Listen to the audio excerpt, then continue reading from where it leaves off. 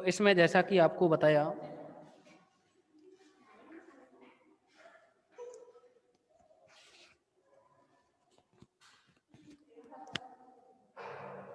यहाँ इसमें डेल 4 जो ये टेबल बना दी ना हमने। अब बनाने के बाद में देखिए आप क्या है कि यहाँ थोड़ा टेक्निकल प्रॉब्लम हो गई थी, नेटवर्क की प्रॉब्लम हो गई इसलिए। अब देखिए यहाँ जो x की वैल्यू है अपने पास आपसे जो वैल्यू निकलवाई है क्वेश्चन में, और वो कहा है इसने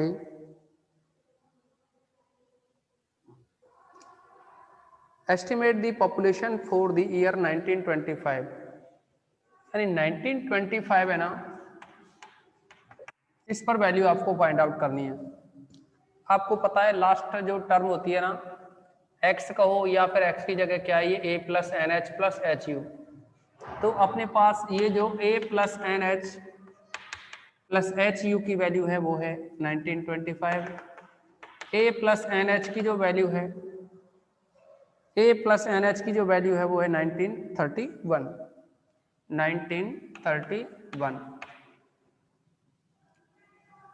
और यहाँ जो h की वैल्यू है h की जो वैल्यू है वो है, आप देखेंगे इसमें जो डिफरेंस है वो क्या है 10 का है।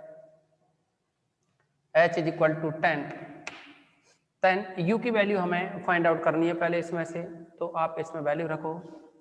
Now 1925 equal to a plus N H की जो वैल्यू है वो है 1931, h की वैल्यू 10 है इंटू में u 1931 और ये 1925 माइनस करोगे तो ये इधर रह जाएगा, ये -6 is equal to 10u।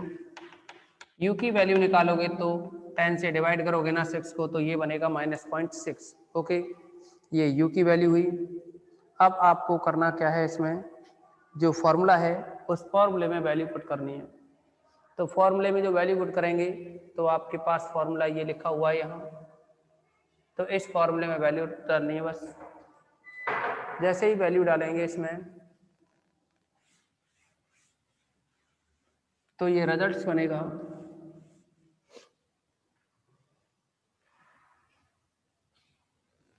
Implies function of X, X की वैल्यू है, एक्स की जो वैल्यू है वो है 1925 इक्वल टू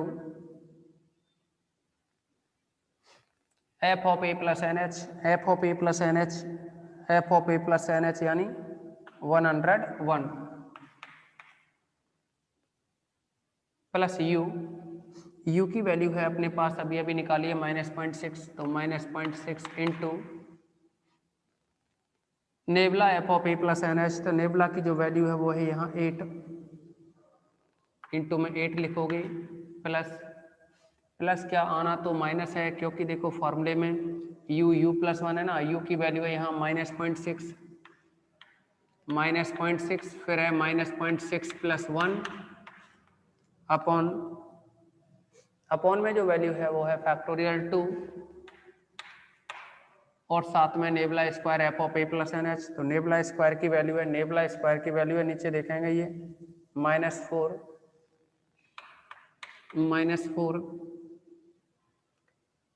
फिर आएगा इसमें u प्लस 1 के बाद में u प्लस 1 u प्लस 2, तो यानी -0.6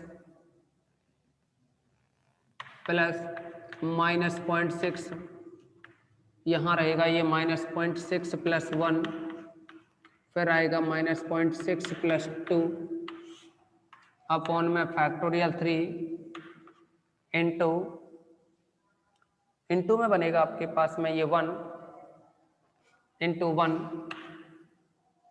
फिर रहेगा ये प्लस माइनस का 0.6 -0.6 plus 1 -0.6 plus 2 -0.6 plus 3 upon factorial 4 into में आएगा ये -1 इंटू में -1। ओके स्टूडेंट्स, अब आपको इसमें करना क्या है कि सर 1925 टू 1931 से कम है, फिर भी हम उसे a plus N H plus H u कर रहे हैं, मतलब a plus N h is equal to 1931। हाँ, उससे कोई फर्क नहीं पड़ेगा, ये बात नहीं देखनी होती है इसमें, आपको ये देखना है फॉरवर्ड का मतलब है, इसीलिए तो इसको फॉरवर्ड कह रहे हैं ना। तो लास्ट वाली वैल्यू इसको यूज में लेंगे, यानी ए प्लस एन एच की जो वैल्यू रहेगी ना वो क्या है 1931 रहेगी, भले ही वो 1925 है, वो a plus N H plus H u, यानी इससे कोई फर्क नहीं पड़ता है बैकवर्ड मेथड में और ना ही फॉरवर्ड में। फॉरवर्ड मेथड में जैसे इसमें 1891 है, 1891 है ना, तो फॉरवर्ड में भी तो क्या है, हो सकता है आपसे 1891 के बाद 1892 पर वैल्यू पूछे या 1890 पर ही वैल्यू पूछे, ऐसा भी हो सकता है। ये देखते हैं कि यहाँ जो 1925 है वो 1931 के नियरेस्ट है। ओके,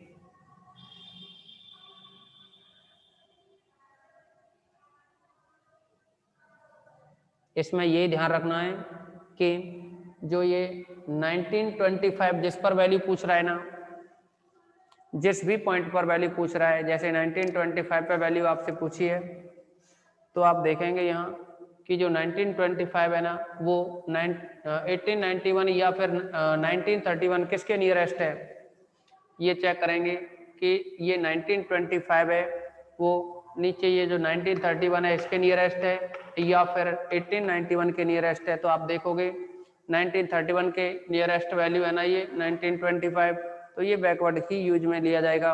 ओके, आप जिस तरह से सोच रहे हो यहाँ वो मीन्स नहीं होता है इसका, आप इसकी कैलकुलेशन करें, यानी आपको जो भी ये कैलकुलेशन सामने है इसको अगर आप कैलकुलेट करें तो जैसे ही आप कैलकुलेट करोगे तो ये फाइनली जो वैल्यू है वो बनती है 96.6352, यानी इसको अगर आप सॉल्व करें तो ये जो वैल्यू बनेगी वो आएगी, इस वैल्यू को अगर आप सॉल्व करें तो ये वैल्यू बनती है अपने पास 19, ये वैल्यू बनेगी अपने पास 96.6352, 96.6352।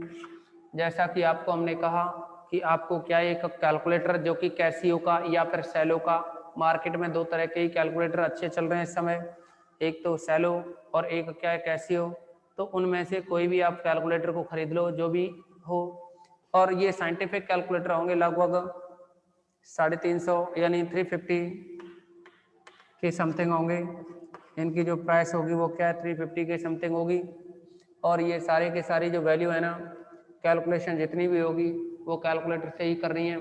आप एक साथ इस पूरी कैलकुलेशन को भी सॉल्व कर सकते हो उसकी हेल्प से, और स्टेप स्टेप करके आप वैल्यू भी निकाल सकते हो, तो आपको जैसे भी सूटेबल हो उसके अकॉर्डिंग वैल्यू निकालोगे। ओके, अब देखिए इसमें ये तो बैकवर्ड है पर 1931 से पीछे है ना, हाँ इसको नहीं देखते हैं, ये बात नहीं देखी जाएगी कि आगे है कि पीछे है। ओके, लेकिन ये देखा जाएगा कि ये किसके नियरेस्ट है, अगर नीचे 1931 के नियरेस्ट है तो ये बैकवर्ड हो जाएगा, यानी लास्ट नीचे की तरफ से हम ऊपर की ओर चल रहे हैं ना, और अगर यहाँ वैल्यू पूछी जाती है आपसे 1890 या 92, 1892 की वैल्यू पूछी जाती तो फॉरवर्ड को यूज में लेते। ओके, तो अब इसमें ए और बी एक्सरसाइज आपके सिलेबस, यानी जो न्यूटन ग्रेगोरी फॉरवर्ड मेथड और न्यूटन ग्रेगोरी बैकवर्ड मेथड, ये दो मेथड आपके सिलेबस में हैं, ये दोनों ही आपको करा दिए, और इन दोनों मेथड के अकॉर्डिंग आपका ये जो चैप्टर सेकंड है कंप्लीट होता है, और चैप्टर सेकंड के साथ साथ ही आपकी जो यूनिट चल रही थी यूनिट फर्स्ट वो भी कंप्लीट होती है। ओके,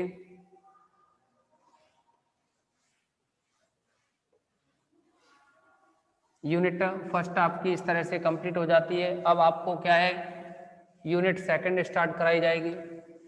अच्छा, इसमें सब इंटरवल वाला पार्ट है ना वो सिलेबस में नहीं है। ओके, यहाँ जो सब इंटरवल वाला पार्ट है वो सिलेबस में नहीं है, इसीलिए उस पर ध्यान न दें। अब क्या है कि जो चैप्टर नंबर थर्ड है, चैप्टर थर्ड है ना आपका, वह भी सिलेबस में नहीं है, अनइक्वल इंटरवल के लिए जो दे रखा है chapter third, interpolation for on equal intervals, तो ये भी आपका सिलेबस में नहीं है। ओके, चैप्टर 3 सिलेबस में नहीं है, इसलिए उसका भी डिस्कस ना करें। चैप्टर 4 सिलेबस में है और यहाँ से सेकंड यूनिट आपकी स्टार्ट होती है।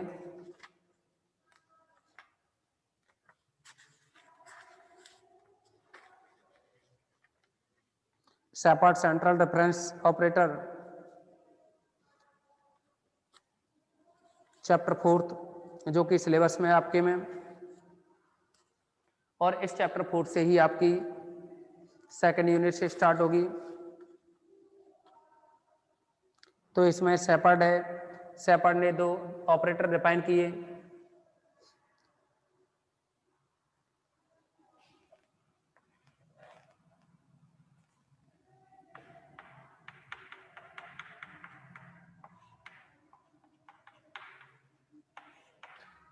सेकंड यूनिट में चैप्टर नंबर 4th और 5th, सॉरी 4th और 6th दोनों ही रहेंगे। देखिए चैप्टर जो 4th और 5th सिलेबस में नहीं है, 5th तो पहले से ही सिलेबस में नहीं था। दोबारा सुने, chapter 1st, 2nd, 3rd, 4th, 5th, 6th, 7th, 8th, 9th, 10th, यहाँ क्या है, चैप्टर 5th है वो पहले से ही सिलेबस में नहीं था, और चैप्टर नंबर जो 3rd है इसको अब हटा दिया है सिलेबस से। चैप्टर 6 है इसको भी सिलेबस में से हटा दिया गया है। तो अब आपको फर्स्ट और सेकंड जो चैप्टर है इनसे आपकी यूनिट फर्स्ट हो जाती है, 4th और 7th मिला करके आपकी सेकंड यूनिट होती है। 8th, 9th, 10th, यहाँ से ये 10th चैप्टर है, ये सिलेबस में नहीं है, तो अब 8th और 9th को मिला करके आपकी 3rd यूनिट कंप्लीट होती है। ओके, तो इस तरह से आपकी ये तीनों यूनिट हैं और वो रहेंगी। इनमें से आपको चैप्टर 1st और 2nd के अकॉर्डिंग फर्स्ट यूनिट कंप्लीट करा दी गई है। तो इसमें जो सेकंड है यूनिट जो कि चैप्टर 4 से बनती है, और ये है इसमें शैपर्ड के जो इंटरपोलेशन है ना, या शैपर्ड सेंट्रल डिफरेंस ऑपरेटर हैं, इनके बारे में डिस्कस करेंगे हम।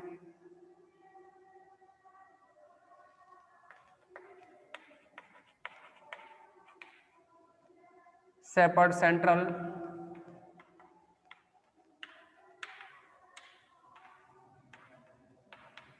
डिफरेंस ऑपरेटर,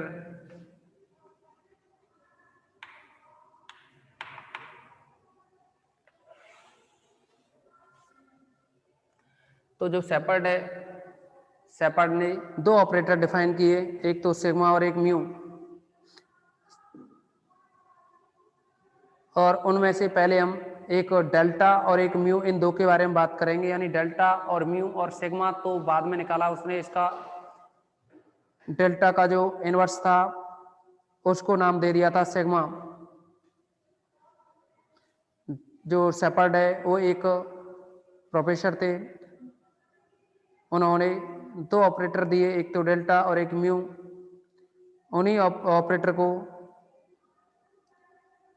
एक को तो सेंट्रल डिफरेंस ऑपरेटर और दूसरे को एवरेजिंग ऑपरेटर का नाम दे दिया। तो आप ये कह सकते हो कि doctor Sheppard introduce 2 operators delta and mu, is called, जो डेल्टा और म्यू है ना, इनको नाम दे दिया उसने, एक को तो कह दिया सेंट्रल डिफरेंस ऑपरेटर और दूसरे को नाम दिया averaging operator.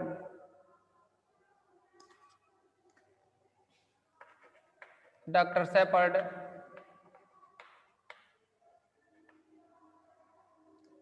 introduced 2 operators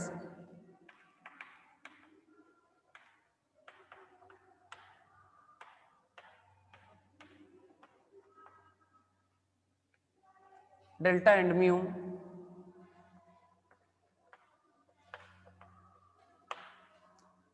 called the central difference operator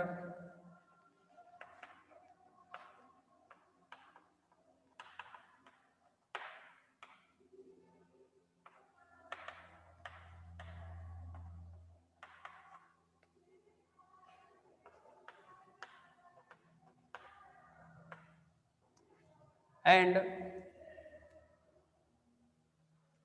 averaging operator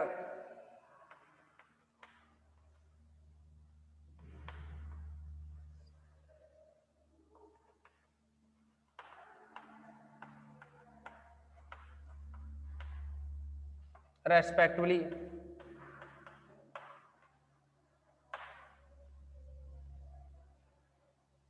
तो इनको क्या है, डेल्टा और म्यू को नाम दे दिया, एक को तो सेंट्रल डिफरेंस ऑपरेटर नाम दिया, सेंट्रल डिफरेंस ऑपरेटर, दूसरे को एवरेजिंग ऑपरेटर के नाम से जाना, और इनको define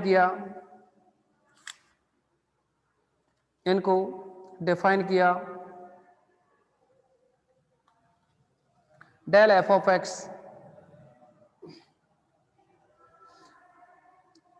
central difference operator del F of X, यानी पहले first central difference operator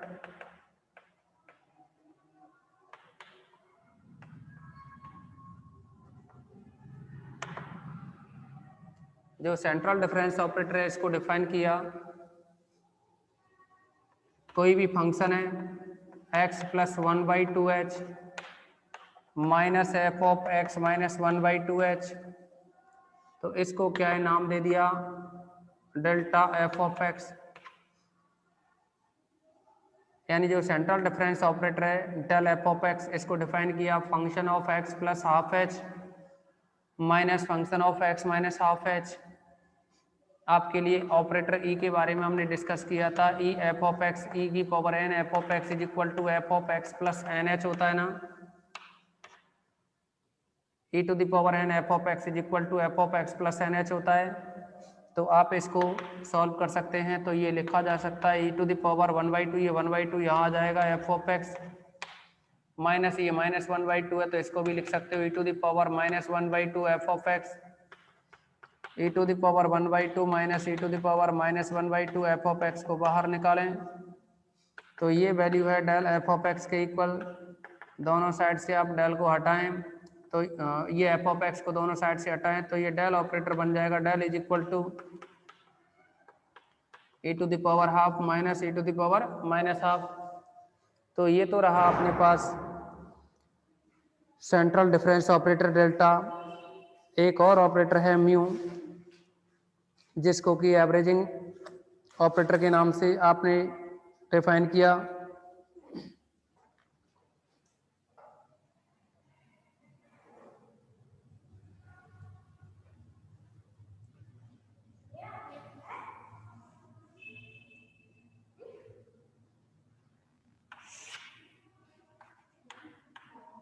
second है इसमें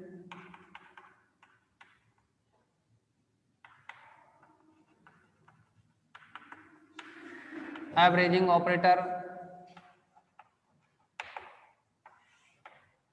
और एवरेजिंग जो ऑपरेटर होता है म्यू एफ ऑफ एक्स, ये डिफाइन होता है 1/2 function of x plus 1/2h plus function of x minus 1/2h। दोनों में थोड़ा सा डिफरेंस है, यहाँ 1/2 आ जाता है और ये प्लस हो जाता है, यानी इसमें यहाँ 1/2 कर दें और ये प्लस कर दें, तो ये एवरेजिंग ऑपरेटर हो जाता है equal to 1/2।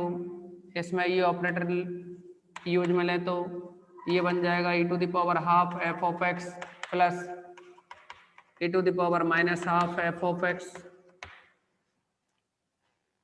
implies mu f of x is equal to half e to the power 1/2 minus e to the power minus 1/2 f of x दोनों में से बाहर निकाला, f of x दोनों साइड से हमने हटा दिया, तो ये बन जाएगा mu is equal to 1/2 e to the power half minus e to the power minus half. तो ये जो ऑपरेटर है वो एवरेजिंग ऑपरेटर रहता है। अब एक ऑपरेटर और है जिसको आप सिग्मा के द्वारा डिनोट करोगे, और यहाँ जो सिग्मा जो ऑपरेटर है ना वह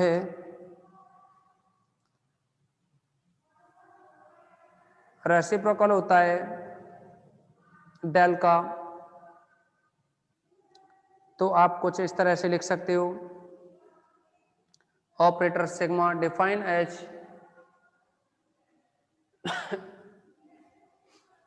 थर्ड जो ऑपरेटर है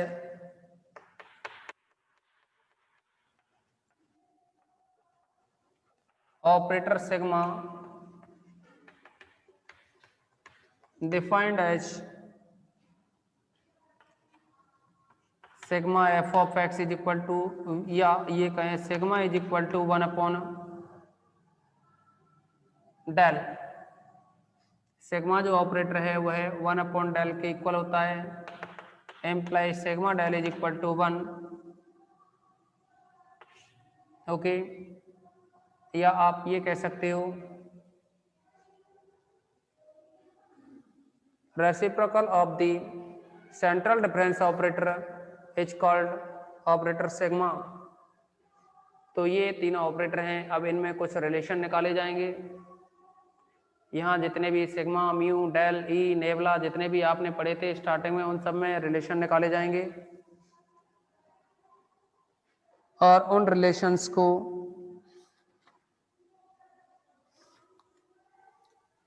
उन रिलेशंस में से कुछ रिलेशन आज प्रूव करते हैं।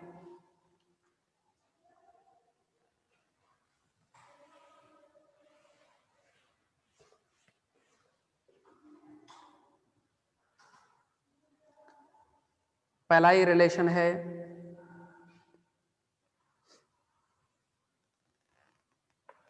First, del is equal to E to the power 1/2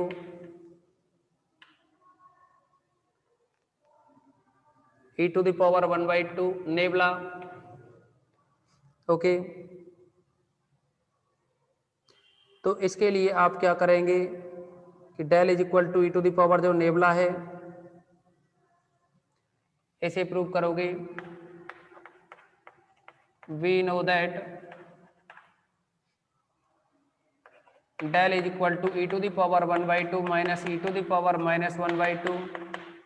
E to the power 1/2 अगर कॉमन लें तो ये आएगा 1 माइनस, जब आपने ई टू द पावर 1/2 कॉमन लिया है तो ई टू द पावर -1 बनेगा ना। यहाँ ई टू द पावर 1/2 से डिवाइड करोगे तो ये -1 हो जाएगा, और 1 minus E inverse is equal to, ये एक फॉर्मूला है जिसको आप पहले पढ़ चुके हो। 1 minus E inverse equal to nabla होता है, तो इसको लिख सकते हो e to the power 1/2 nabla. Second relation की बात करें हम, तो सेकंड जो रिलेशन है वो है delta is equal to nabla e to the power -1/2। Second है delta is equal to E to the power -1/2 del. Okay, तो इसके लिए भी अगर आप डिस्कस करें, एक और बात, नेबला ई कम्यूटेटिव होते हैं। नेबला को पहले लिख सकते हो, ई को बाद में लिख सकते हो। Since delta is equal to E to the power 1/2 minus E to the power -1/2, E to the power -1/2 common लें आप, e to the power -1/2 common लें तो ये आएगा e -1, but 1 plus del is equal to e होता है, ये formula implies e del is equal to e -1। तो यहाँ ई -1 की वैल्यू डेल यूज में लें तो E to the power -1/2 del, ये इसका second implies del is equal to E to the power -1/2 del. आपको बताया डेल ई कम्यूटेटिव होते हैं, डेल को पहले लिख सकते हो, ई टू द पावर -1/2 बाद में लिख सकते हो। सिमिलरली यहाँ भी नेबला पहले और ई टू द पावर हाफ है, इसको बाद में लिख सकते हो। तो ये दो रिलेशन रहे। अभी आप क्या है, और भी रिलेशंस हैं उनके बारे में आप डिस्कस करोगे, या फिर आप घर पे उनको करें सॉल्व, जो भी प्रॉब्लम आए उसको आप यहाँ पूछेंगे। ओके, आज की इस मीटिंग में बस इतना ही।